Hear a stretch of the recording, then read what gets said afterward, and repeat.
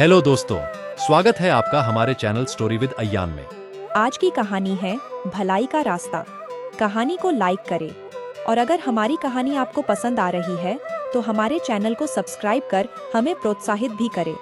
तो चलिए कहानी शुरू करते हैं। किसी गांव में 3 भाई रहते थे।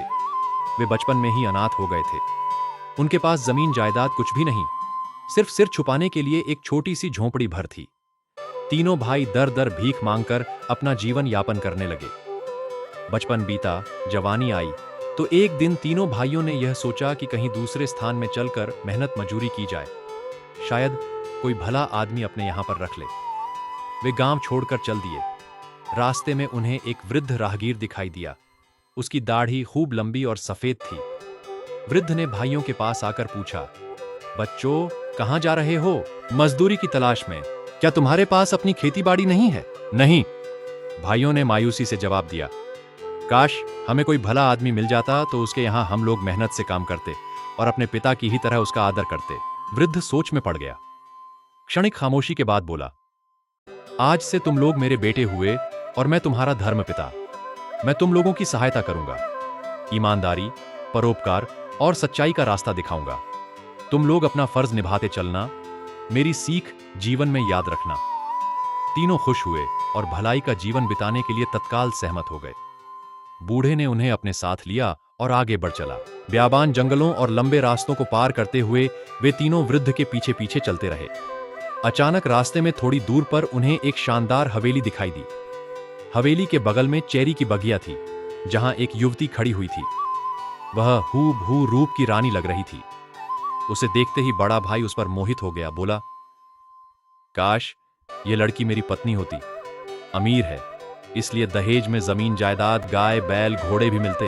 यह सुनकर वृद्ध ने कहा, तो आओ, तुम्हारा रिश्ता तय कराए देते हैं। तुम्हारी शादी हो जाएगी और दहेज भी खूब मिलेगा। खुशी खुशी जिंदगी गुजारना, बस सच्चाई का रास्ता कभी मत भूलना। वृद्ध उन्हें लड़की वालों के यहां ले गया। चटमंगनी, पट शादी, सभी बड़े खुश हुए।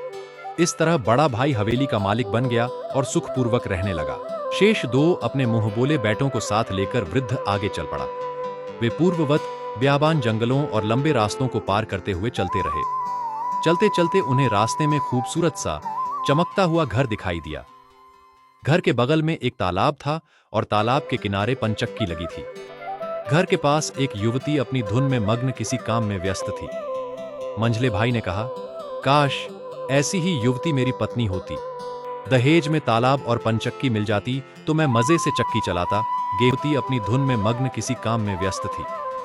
मंझले भाई ने कहा, काश ऐसी ही युवती मेरी पत्नी होती।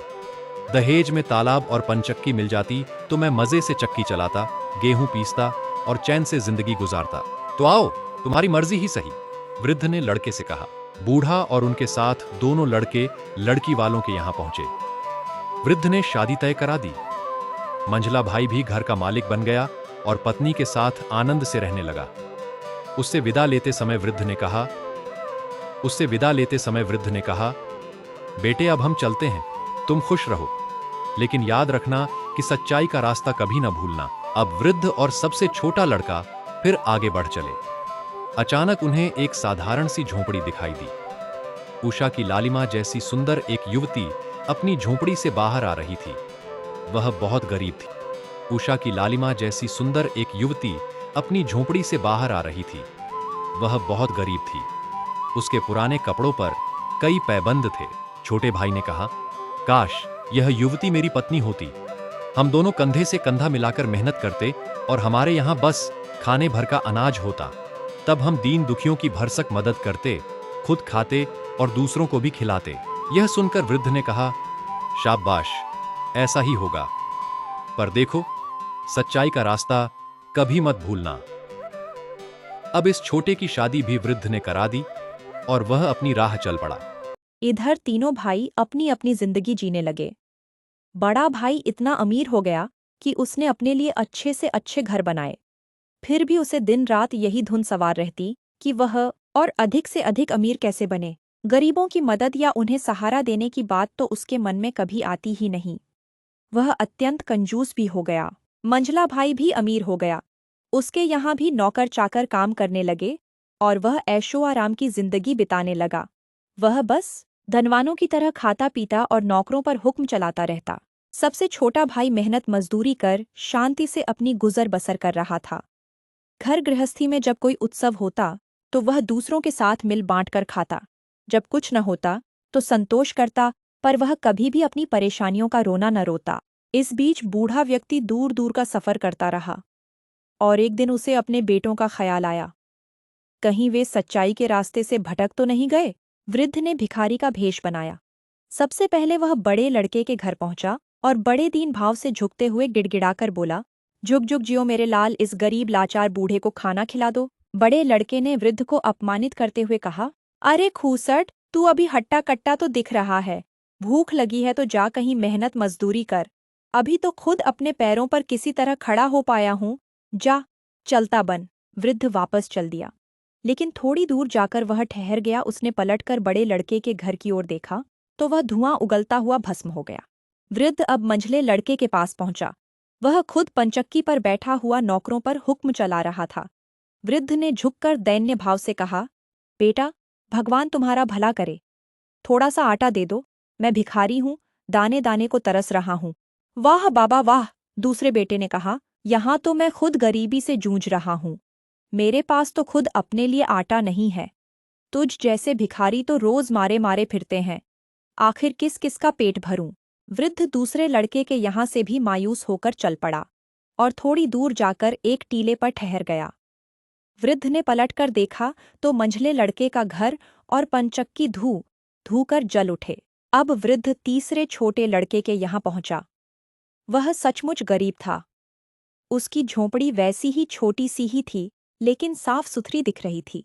बेटा, भगवान तुम्हारा भला करे, मैं बहुत भूखा हूँ, कुछ खाने को दे दो।